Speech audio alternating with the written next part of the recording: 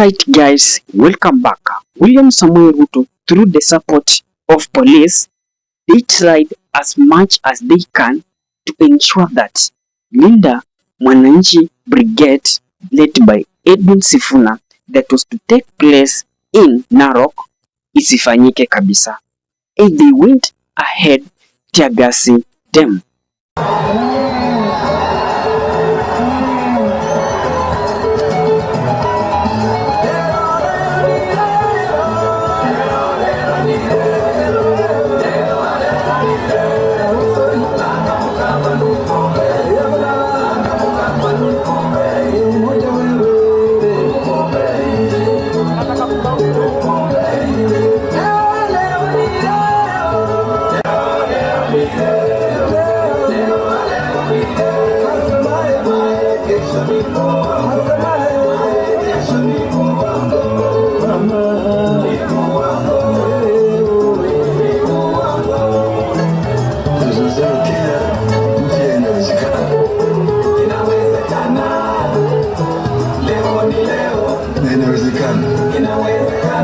And in case guys, this is your first time coming across us, kindly please consider subscribing to this channel.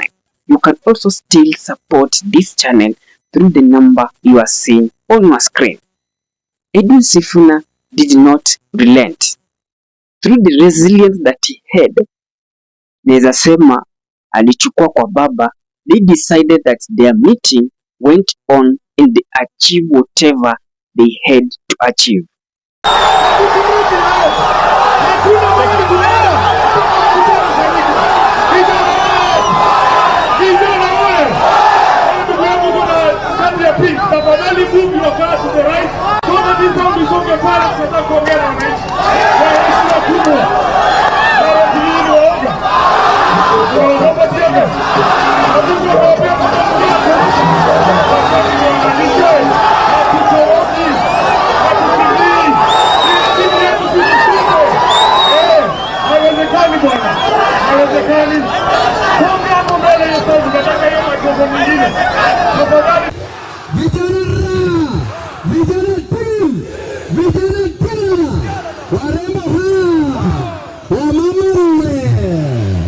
Asanteni sana. Leo ni leo, sema kesho.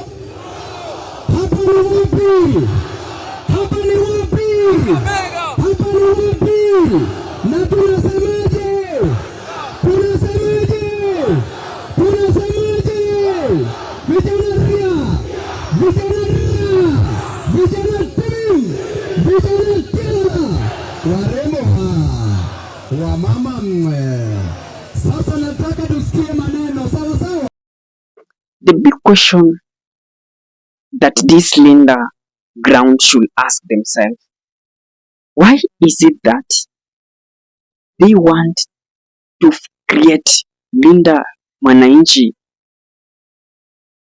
Why do they want to create Linda Mwananchi to be chaotic?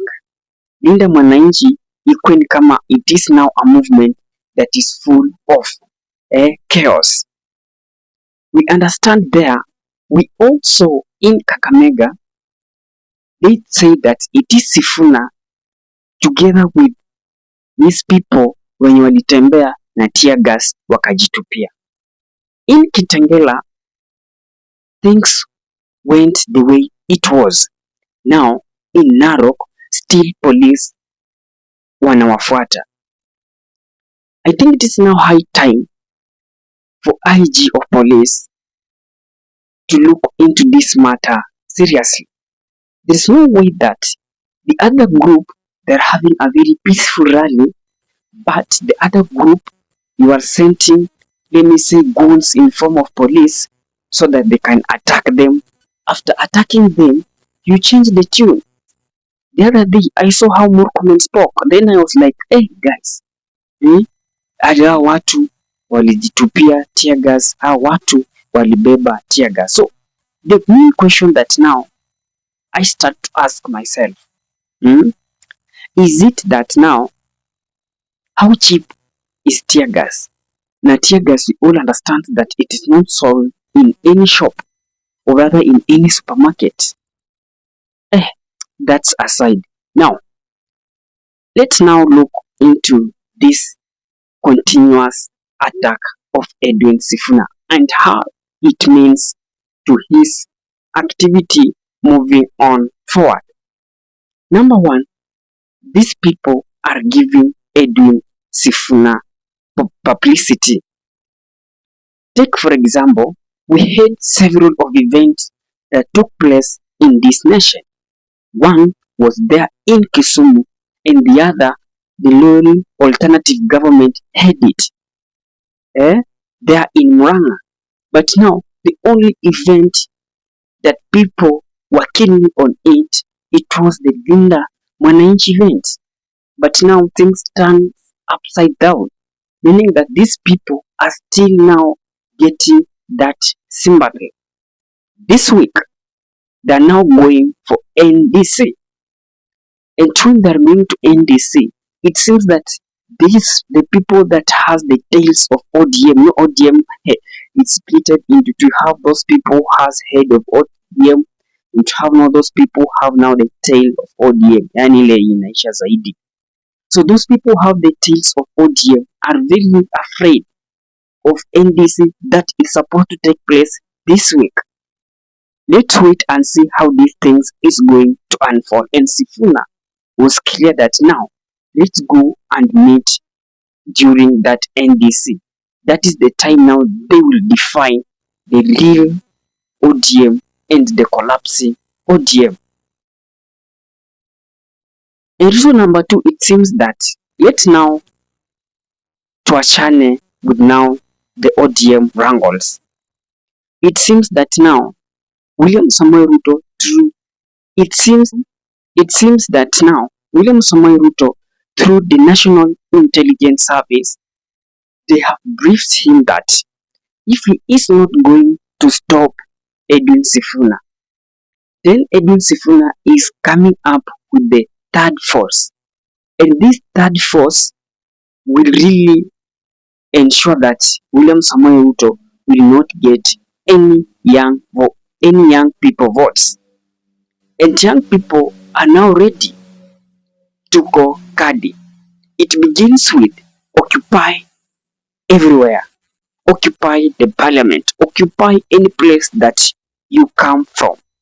It has now turned into now tujiandikishe kama wapiga kura. And these people, when you compare the previous registration, voter registration, the newly registered people to this year registered people, it seems that the number is quite huge. The number is quite huge, and these things giving Ruto sleepless nights. Sifuna might decide to go for presidency, and these young people might back him fully. Let me say around 4 million waseme they will stand with Sifuna, Ruto kusha. And the chances is that Kalonzo also might be on ballot. From that arithmetic, it is now clear from all that arithmetic that one person will be either number 2 or number 3, and that is William Samoei Ruto.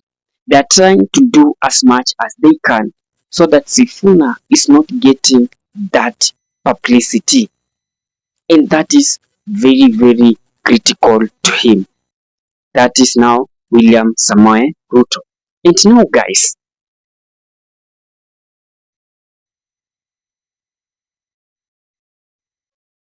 and when we look at it critically, it might be also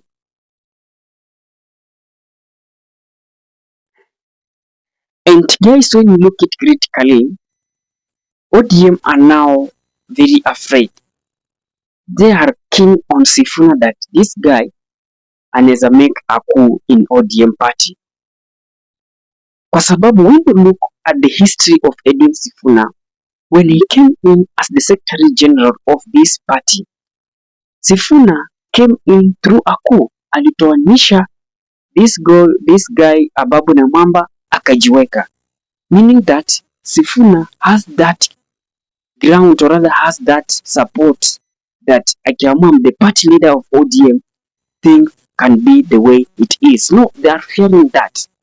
Kwa sababu through the intimidation, through the embarrassment wameonyesha huyu jamaa inside the party, Sifuna has not, hajarudi nyuma kabisa. The guy is on them. Anasema I will ensure that I get what I want. The guy hajarudi nyuma, asema okay, now let me go do ABCD, or rather let me go do what through all this intimidation, the guy has not given up in ODM. Anasema I'm here to stay and I'm here to do whatever I can do. What is your thought, guys? Drop it in the comment section. I'll be doing my best to read it and giving you a response. And to that, peace and love.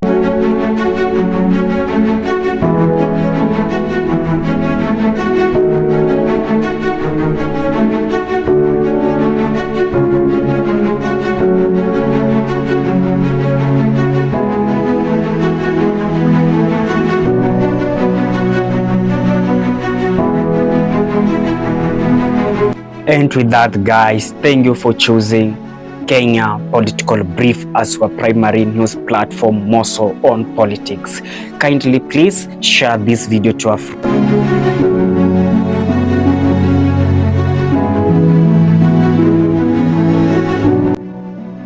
If politics is your passion, this is the place you really wish to be.